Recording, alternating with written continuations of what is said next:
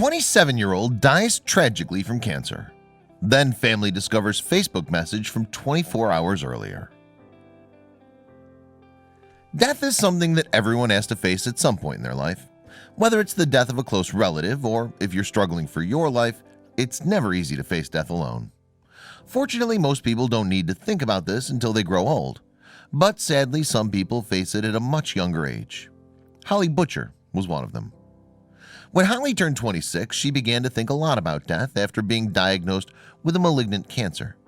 She decided to write one last letter before she passed away and posted the heartbreaking letter on her Facebook page on January 3, 2018.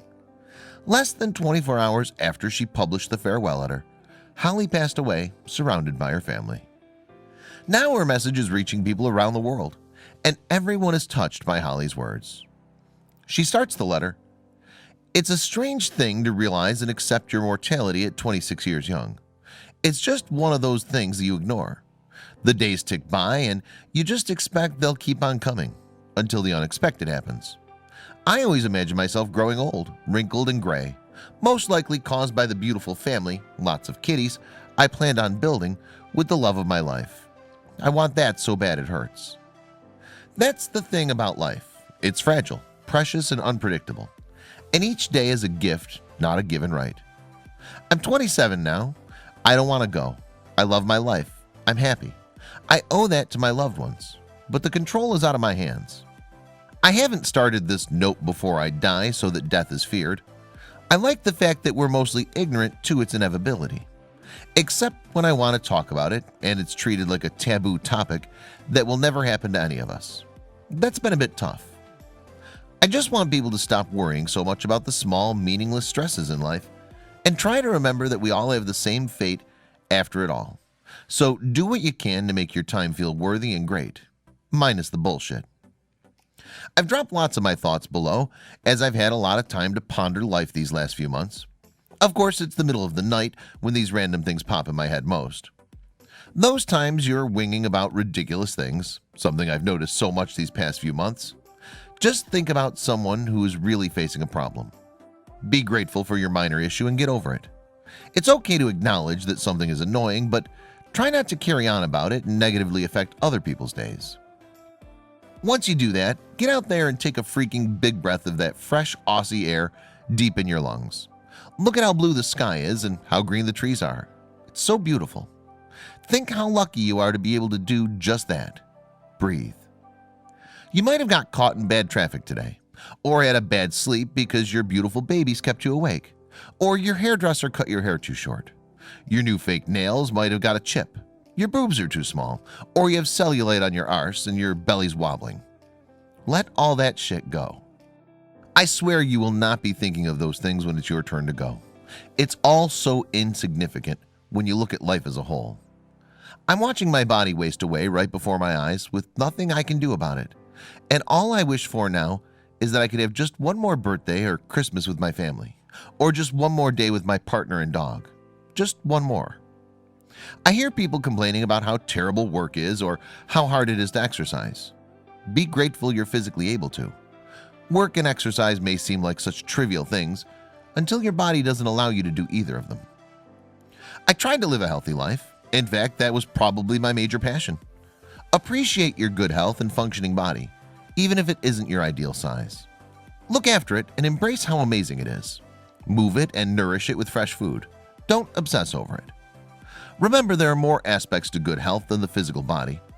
Work just as hard on finding your mental, emotional, and spiritual happiness too. That way you might realize just how insignificant and unimportant having this stupidly portrayed perfect social media body really is. While on this topic, delete any account that pops up on your newsfeed that gives you any sense of feeling shit about yourself. Friend or not, be ruthless for your own well-being. Be grateful for each day you don't have pain, and even the days where you're unwell with man flu, a sore back, or a sprained ankle. Appreciate its shit, but be thankful it isn't life-threatening and will go away. Whinge less, people, and help each other more. Give, give, give. It's true that you gain more happiness doing things for others than doing them for yourself. I wish I did this more. Since I've been sick, I've met the most incredibly giving and kind people and been receiver of the most thoughtful and loving words and support from my family, friends, and strangers. More than I'll ever give in return. I'll never forget this and will be forever grateful to all those people. It's a weird thing having money to spend at the end. When you're dying, it's not a time you go out and buy material things that you usually would, like a new dress. It makes you think how silly it is that we think it's worth spending so much money on new clothes and things in our lives. Buy your friends something kind instead of another dress, beauty products, or jewelry for that next wedding. 1. No one cares if you wear the same thing twice. 2. It feels good. Take them out for a meal, or better yet, cook them a meal. Shout their coffee, give or buy them a plant, a massage, or a candle, and tell them you love them when you give it to them. Value other people's time.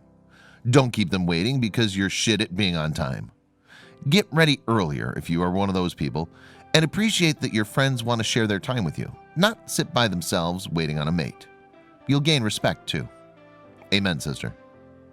This year our family agreed to do no presents, and despite the tree looking rather sad and empty, I nearly cracked Christmas Eve. It was so nice because people didn't have the pressure of shopping, and the effort went into writing a nice card for each other. Plus, imagine my family trying to buy me a present, knowing they'd probably end up with it themselves. Strange. It might seem lame, but those cards mean more to me than any impulse purchase could. Mind you, it was also easier to do in our house because we had no little kitties there. Anyway, moral of the story, presents are not needed for a meaningful Christmas. Moving on. Use your money on experiences, or at least don't miss out on experiences because you spent all your money on material shit. Put in the effort to do that day trip to the beach you keep putting off. Dip your feet in the water and dig your toes in the sand. Wet your face with salt water. Get amongst nature. Try just enjoying and being in the moments rather than capturing them through the screen of your phone. Life isn't meant to be lived through a screen, nor is it about getting the perfect photo. Enjoy the bloody moment, people. Stop trying to capture it for everyone else. Random rhetorical question. Are those several hours you spend doing your hair and makeup each day or to go out for one night really worth it? I've never understood this about females. Get up early sometimes and listen to the birds while you watch the beautiful colors the sun makes as it rises. Listen to music. Really listen. Music is therapy. Old is best. Cuddle your dog. Far out, I'll miss that. Talk to your friends. Put down your phone. Are they doing okay? Work to live, don't live to work. Seriously do what makes your heart feel happy. Eat the cake, zero guilt. Say no to things you don't really want to do. Don't feel pressured to do what other people might think is a fulfilling life. You might want a mediocre life, and that's so okay. Tell your loved ones you love them every time you get the chance and love them with everything you have. Also, remember, if something is making you miserable, you do have the power to change it in work or love or whatever it may be. Have the guts to change. You don't know how much time you've got on this earth, so don't waste it being miserable. I know that's said all the time, but it couldn't be more true. Anyway, that's just this one young gal's life advice. Take it or leave it, I don't mind. Oh, and one last thing. If you can, do a good deed for humanity and myself and start regularly donating blood. It'll make you feel good with the added bonus of saving lives. I feel like it's something that's so overlooked considering every donation can save 3 lives. That's a massive impact each person can have, and the process really is so simple. Blood donation, more bags than I could keep up with counting, helped keep me alive for an extra year. A year that I will forever be grateful that I got to spend it here on earth with my family, friends, and dog. A year that I had some of the greatest times of my life. Till we meet again, Hall. I can't do anything but shed a tear at every word Hollie wrote. It can be pretty hard to apply in reality, but if we all think like this more often, the world would be a better place, and we humans would be a bit happier. Please share Hollie's beautiful letter to honor a smart and wonderful young girl with so much good advice to share. Rest in peace, Hollie. Check out these other videos from Let Me Know. If you haven't made the move to subscribe to our channel, all you need to do is click on that red subscribe button. Thank you for watching.